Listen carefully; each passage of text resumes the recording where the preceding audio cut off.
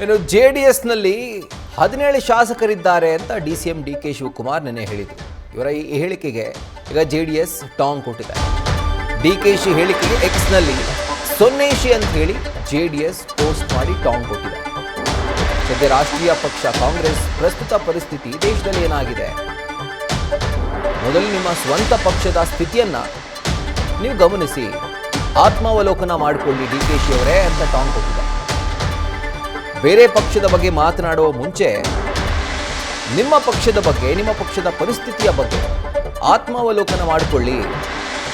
ನಾಡಿನ ಜನತೆ ಗಮನಿಸ್ತಾ ಇದ್ದಾರೆ, ಕಾಲವೇ ನಿಮಗೆ ತಕ್ಕ ಪಾಠ ಕಲಿಸುತ್ತೆ ಅನ್ನುವಂಥ ಟ್ವೀಟನ್ನು JDS ಮಾಡಿದೆ.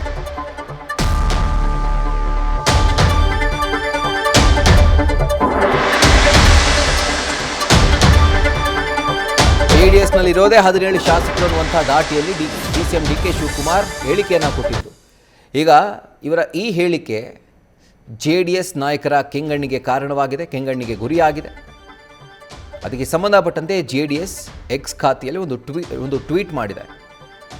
ಅದರಲ್ಲಿ ಹೇಳ್ತಾ ಇದೆ, ರಾಷ್ಟ್ರೀಯ ಪಕ್ಷ ಕಾಂಗ್ರೆಸ್ನ ಪ್ರಸ್ತುತ ಪರಿಸ್ಥಿತಿ ದೇಶದಲ್ಲಿ ಏನಾಗ್ತಾ ಇದೆ, ಏನು ನಡೀತಾ ಇದೆ ಅಂತ ನೀವೇ ಆತ್ಮಾವಲೋಕನ ಮಾಡಿಕೊಳ್ಳಿ. ಬೇರೆ ಪಕ್ಷಗಳ ಬಗ್ಗೆ ಹಗುರವಾಗಿ ಮಾತನಾಡೋ ಮೊದಲು ನಿಮ್ಮ ಪಕ್ಷದ ದಯನೀಯ ಸ್ಥಿತಿ ಬಗ್ಗೆ ನೀವು ಒಂದ್ಸಲಿ ಯೋಚನೆ ಮಾಡಿ. ರಾಜ್ಯದ ಜನರು ಎಲ್ಲವನ್ನು ಗಮನಿಸ್ತಾ ಇದ್ದಾರೆ ಹಾಗೂ ಕಾಲವೇ ನಿಮಗೆ ಸೂಕ್ತವಾದಂಥ ಪಾಠವನ್ನು ಕಲಿಸುತ್ತೆ ಅಂತ JDS ಟಾಂಗ್ ಕೊಟ್ಟಿದೆ.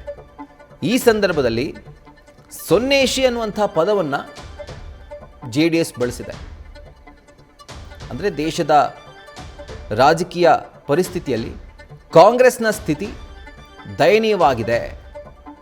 ಅದರ ಬಗ್ಗೆ ಫಸ್ಟ್ ಯೋಚನೆ ಮಾಡಿ, ನೀವು ಅದ್ರ ಬಗ್ಗೆ ಆತ್ಮಾವಲೋಕನ ಮಾಡಿಕೊಳ್ಳಿ, ಆಮೇಲೆ ಬೇರೆ ಪಕ್ಷಗಳ ಬಗ್ಗೆ ನೀವು ಮಾತನಾಡೋರಂತೆ ಅನ್ನುವಂಥ ನಿಟ್ಟಿನಲ್ಲಿ ಅಥವಾ ಆ ಒಂದು ಧಾಟಿಯಲ್ಲಿ JDS DCM DK ಶಿವಕುಮಾರ್ಗೆ ಟಾಂಗ್ ಕೊಟ್ಟಿದೆ.